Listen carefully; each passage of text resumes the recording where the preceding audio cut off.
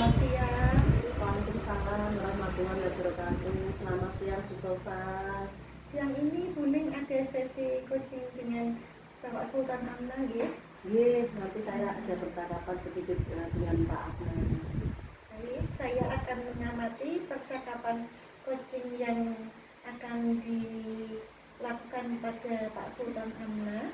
Baiklah, sebelum mulai proses coachingnya, jadi poin-poin yang saya amati yaitu apakah percakapan coaching ini sudah melalui alur data atau belum atau tidak. Nanti percakapan yang saya terapkan ke Pak Sultan nanti akan dengan alur tirta, yaitu dengan tujuan umum, dengan identifikasi masalah dan merencanakan aksi dan tanggung jawab. Seperti itu ya. Oke. Selanjutnya saya juga akan mengamati percakapan coaching, yaitu prinsip-prinsip coaching sendiri di sini, yaitu membentuk kemitraan pada coaching, kemudian yang kreatif yang akan menggali potensinya, kemudian yang selanjutnya kompetensi coaching atau inti yang perlu diperhatikan yaitu kehadiran penuh atau presence, kemudian memberikan pertanyaan-pertanyaan yang berbobot dan mendengarkan secara aktif. Ya Bu Sofa, nanti tentang coaching yang saya terapkan ke Pak Sultan, nanti saya akan melalui prinsip-prinsip tadi, yaitu dengan kemitraan juga yang kompetensi inti, supaya saya bisa menggali kompetensi dari coach manusia.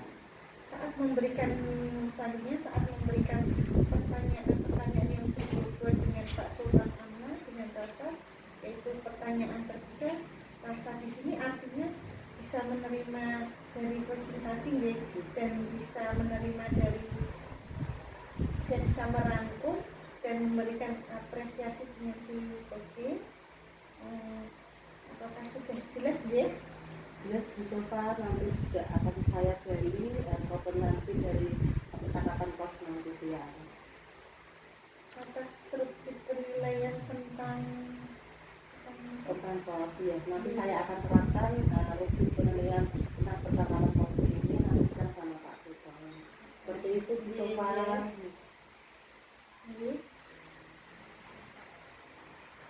Terima kasih Bu Ning. Assalamualaikum warahmatullahi wabarakatuh Pak. Waalaikumsalam warahmatullahi wabarakatuh. Ini tadi saya dengar kemarin Bapak Sultan ada sedikit kabar atau WA saya gitu.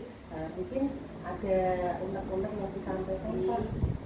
Benar sekali ini saya kemarin Japri dengan memang ada beberapa permasalahan yang saya hadapi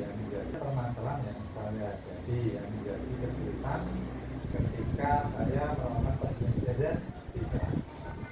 Boleh saya tahu Pak identifikasi permasalahan bahasa apa? Ini loh Bu, itu ketika saya mengajar itu murid-murid itu susah sekali dalam memahami menangkap materi yang saya sampaikan. Bahkan harus diulang sampai 2 kali ya, 3 kali. Bahkan ada anak yang pandai itu malah dari pandai, tapi ketika dia di sekolah mungkin ada masalah dari rumah, saya tidak tahu, ditanya bisa ngeblank itu misalnya. Nah itu saya jadinya malah bingung. Satu kali saya sampaikan, 2 kali, bahkan ada yang sedikit masuk, ada yang belum masuk sama sekali materinya. Nah, di sini yang menjadi permasalahan saya itu siswa-siswanya menjadi lalai. Nah, padahal saya kepengennya itu siswa ini ketika dalam pembelajaran itu cepat dan aktif. Biasanya seperti itu.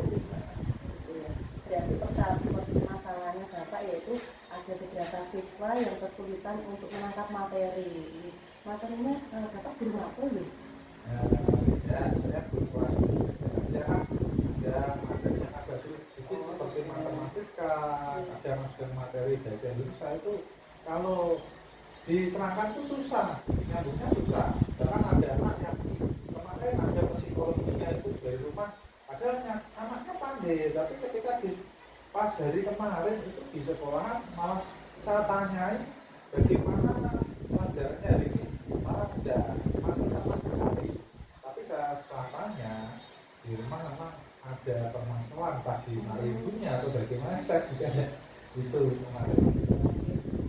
Pak Sultan sendiri sudah pernah menerapkan, kemarin kita sudah mempelajari tentang kebutuhan murid, kebutuhan belajar murid, itu kan kita harus menerapkan sebelum pembelajaran kita menerapkan teknik stop, mungkin explaining dulu supaya anak fokus untuk menerima materi yang diberikan Pak Sultan. Apakah sudah pernah dilaksanakan? Belum itu. Ya kemarin saya coba, tapi belum sepenuhnya, baru stop dan pack upgrade-nya. Itu yang observe dan preset-nya itu belum saya lakukan. Ini jadi saran saya, tentu saya mungkin penerapan materi Bapak dikasih explaining dulu atau dikasih nanti teknik stop supaya anaknya itu bisa tenang, terus nanti anaknya bisa menerima pembelajaran dari Pak Sultan dengan baik. Jadi saya juga mau tanya, apakah Pak Sultan itu sudah memberikan pembiasaan atau kepemimpinan pada murid supaya untuk murid bisa menjadi pemimpin atau bukan, supaya tidak Saya setiap mau masuk kelas tentunya sudah selalu ada pembiasaan di lapangan seperti membaca al-husna, saling atau bersalaman kepada guru, seluruh murid, dan membersihkan kelas. Jadi ada pembiasaan disiplin positif dalam kelas saya. Dan selanjutnya itu juga ada hal-hal yang saya berikan untuk memacu motivasi belajar siswa. Namun ada hal yang saya alami dalam kesulitan itu adalah tingkat pemahaman siswa yang sulit. Terus mungkin kedepannya Pak Sultan punya rencana atau tanggapan untuk supaya anak itu bisa fokus menerima materi dari Pak Sultan. Nah, untuk rencananya memang masih saya pikirkan itu. Nah, ke depannya saya ingin menjadikan pembelajaran itu merasa nyaman. Jadi seperti saran dari ibu tadi, menggunakan teknik stop sebelum pembelajaran. Ketika sudah pembelajaran, kita berencana untuk mengemas pembelajaran tersebut menjadi suatu hal yang sangat menarik, atau menyampaikan dengan beberapa metode pembelajaran menggunakan PBL, PJBL, dan diselingi dengan SPK, sehingga siswa motivasinya menjadi lebih baik dan merasa hasil akademik yang dicapai bisa lebih. Untuk rencananya tadi Pak Sultan, mungkin Pak Sultan sudah merasa perubahan anak yang tidak mau menerima materi itu. Untuk saat ini baru ada peningkatan sedikit itu.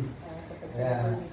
Mungkin Bapak bisa menerapkan tadi yang saya sampaikan, minat belajar anaknya seperti apa, terus sebagai guru juga harus mempunyai ide pembelajaran yang kreatif supaya pembelajaran itu nyaman, aman, dan supaya bisa tersampaikan ke materi kepada anak. Seperti itu Pak ya. Saya sendiri mungkin Bapak Adnan bisa memberi mempunyai sikap tanggung jawab atas model pembelajaran Bapak yang terakhir. Saya sebagai madrasah tentunya memiliki ajar yang sangat besar untuk mencapai tujuan yang saya harapkan, terutama kepada peserta didik agar mereka itu bisa menangkap materi yang saya sampaikan dengan cepat dan dengan mudah melalui beberapa metode pembelajaran. Ke depan bisa saya lakukan dengan sistem belajar berdiferensiasi. Baik Bumi, tadi saya sudah amati percakapan Ibu dengan Pak Sultan Amna, percakapan antara coach dan coaching pada siang hari ini sudah berjalan dengan baik sesuai dengan alur percakapan kita gitu. Mungkin dari percakapan Buning dan Pak Sultan masih perlu menambah pertanyaan-pertanyaan yang berbobot pada kucing. Ya Bu, nanti saya akan lebih belajar untuk menggali pertanyaan-pertanyaan atau potensi-potensi pada kucing seperti itu. Kemudian selanjutnya Buning mungkin juga bisa menerapkan kedepannya dengan baik. Ya, nanti saya akan selalu belajar untuk sama rekan guru atau dengan rekan PBB yang lain untuk berkolaborasi tentang penerapan coaching supervisi akademik ini. Selanjutnya kompetisi apa yang dikembangkan oleh coach bagian apa?